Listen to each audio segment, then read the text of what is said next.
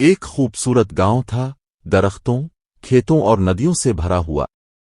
وہاں دو پڑوسی گھر تھے، ایک رگھورام کا اور دوسرا ہری لال کا۔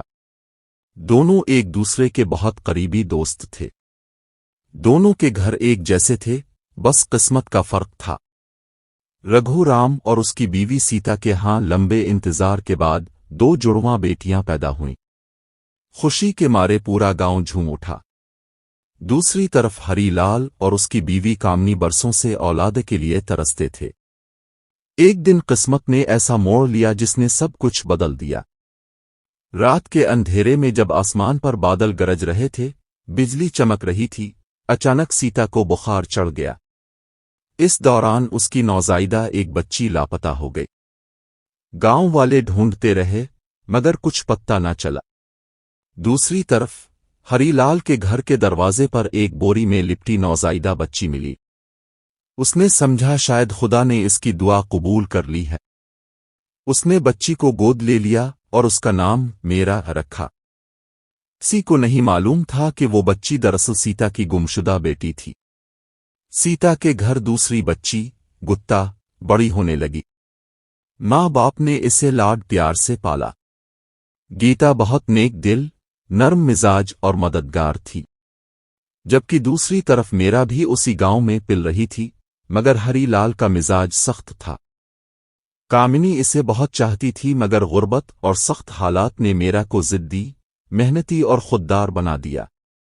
وقت گزرتا گیا، دونوں لڑکیاں جوان ہوئیں۔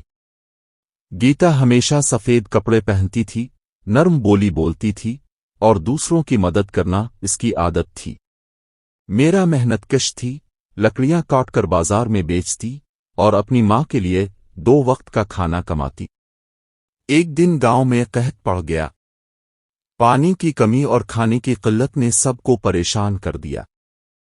گیتا نے گاؤں کے لوگوں کے لیے لنگر شروع کیا، اپنے والد کی زمین بیچ کر ضرورت مندوں کی مدد کی۔ دوسری طرف میرا نے بھی جنگل سے لکڑیاں لا کر سب میں بانٹے۔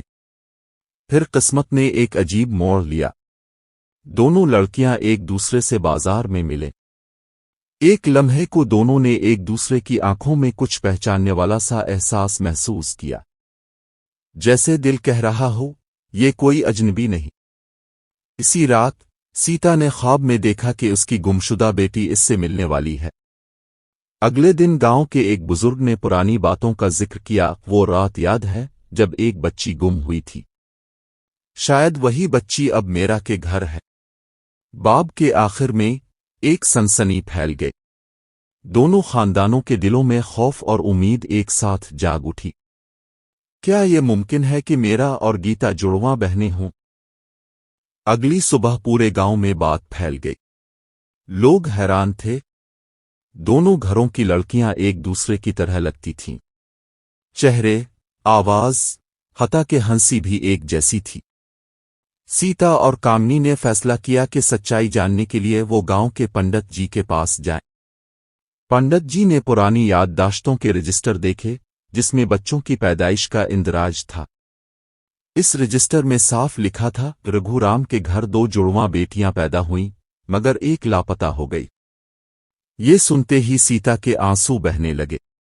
اس نے میرا کو گلے لگا لیا۔ میرا پہلے تو حیران ہوئی مگر دل کے اندر ایک سکون سا اتر گیا۔ اسے لگا جیسے وہ اپنے گھر واپس آ گئی ہو۔ ہری لال بھی خاموش کھڑا تھا۔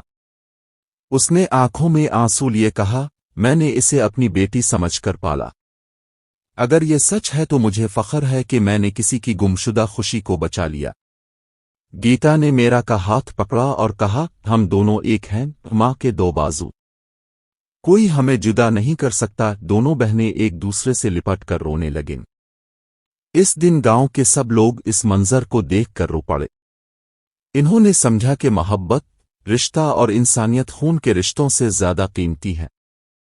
اس کہانی کا سبق یہ ہے کہ قسمت کبھی کبھار لوگوں کو جدا کرتی ہے مگر سچائی اور محبت ہمیشہ انہیں دوبارہ ملا دیتی ہے۔ آخر میں دونوں خاندان ایک ہو گئے۔ گاؤں میں خوشی کی لہر دوڑ گئی۔ میرا اور گیتا نے مل کر ایک چھوٹا اسکول شروع کیا جہاں وہ غریب بچوں کو مفت تعلیم دینے لگے۔ انہوں نے اپنے گاؤں کا نام روشن کر دیا۔ دوستو، یہ کہانی ہمیں سکھاتی ہے کہ محبت، سچائی اور قربانی کبھی ضائع نہیں جاتی۔ اگر آپ کو یہ کہانی اچھی لگی تو ویڈیو کو لائک کریں، اپنے دوستوں کے ساتھ شیئر کریں، اور ہمارے چینل کو سبسکرائب کرنا مت بھولیے گا تاکہ ایسی ہی مزید خوبصورت اور سبق آموز کہانیاں اب تک پہنچتی رہیں۔